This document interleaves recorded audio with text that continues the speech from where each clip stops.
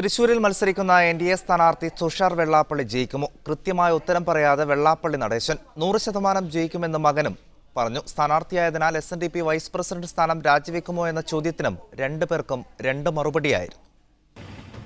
സ്ഥാനാർത്ഥിത്വം പ്രഖ്യാപിച്ച ശേഷം അച്ഛന്റെ അനുഗ്രഹം തേടിയായിരുന്നു തുഷാർ കൊല്ലത്തെ എസ്എൻഡിപി ക്യാമ്പ് ഓഫീസിലെത്തിയത്. മകന് വെള്ളാപ്പള്ളി ആശംസ നേർന്നു.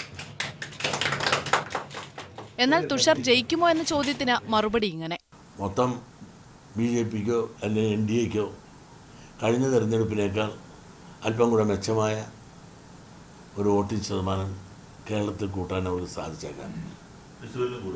തൃശ്ശൂരിലും കൂടും. 100% ജയിക്കുമെന്നാണ് തുഷാറിന്റെ പ്രതീക്ഷ.